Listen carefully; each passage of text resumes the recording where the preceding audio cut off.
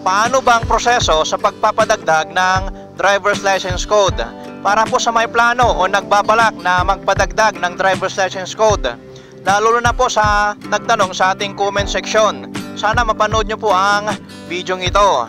Ito po yung tanong niya: Boss, next po sana kung ano po proseso ng pagdagdag ng driving code. Salamat. Bago po natin sagutin yung tanong niya, kung bago ka pa lang sa YouTube channel na ito, huwag mong kalimutan mag-subscribe at pindutin na rin ang notification bell para ma-update ka kapag meron akong bagong upload na video. Unang proseso sa pagpapadagdag ng driver's license code: kailangan po ninyong kumuha ng PDC o Practical Driving Course sa accredited driving school para sa code na gusto nyong ipadagdag. Kung halimbawa po gusto nyong magpadagdag ng driver's license code B, ito po yung para sa passenger car, sedan, SUV o pick-up.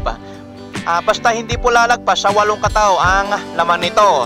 Kailangan po ninyong mag-enroll sa mga driving school o sa driving school para makakuha kayo ng PDC para sa DL code B. Kapag meron na kayong PDC, sunod na kukunin ninyo ay medical certificate na. Kapag meron na kayong PDC certificate at saka medical certificate, pwede na po kayong pumunta sa LTO sa inyong lugar. Dapat agahan po ninyo para mauna kayo sa pila, kasi sa panahon natin ngayon, ang haba ng pila sa mga LTO offices. Pagkadating nyo sa LTO, hingi na agad kayo ng application form or e-mail form at saka queue number dun sa guard. Kasi usually naman po kapag ganun na umaga, yung guard po yung nandun na nagbibigay ng application form saka queue number. Kapag nakakuha na kayo ng application form, pilapan nyo na agad yon para pag nag-open po ang office na ng LTO, kasi usually 8 AM pa po yan nag-open. Kapag nag-open na, pwede nyo nang ipasa kapag tinawag na kayo. Ngayon po, magantay lang po kayo na tawagin kayo para ipasa nyo na ang inyong mga documents. Pag napasa nyo na ang iyong mga documents, magantay ulit para sa bayad na yon, para na ito sa payment ng examination fee. Pagkatapos nyo magbayad, magantay ulit kayo na tawagin para na ito sa theoretical exam. Dapat may pasa nyo yung exam Pagkatapos nyo mag-exam ng theoretical, at kapag pasado po ninyo, mag-undergo na kayo ng practical or actual driving test. Kapag pasado nyo yung actual driving test, magantay ulit kayo na tawagin para na ito sa payment ng driver's license.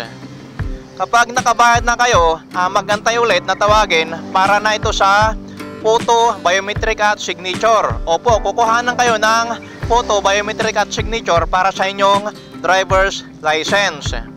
Pagkatapos nyan, magantay ulit kayo para na ito sa releasing ng inyong bagong driver's license na mayroon ng bagong driver's license code.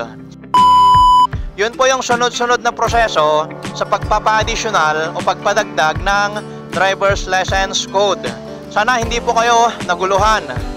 Sa nagtanong po sa ating comment section, ganun din po sa mga may balak o nagpaplanong magpadagdag ng driver's license code, sana mapanood nyo po ang video ito. Pero sinagot ko naman na ito sa comment section. Ginawan ko lang po ng video para may paliwanag ko po ng maayos.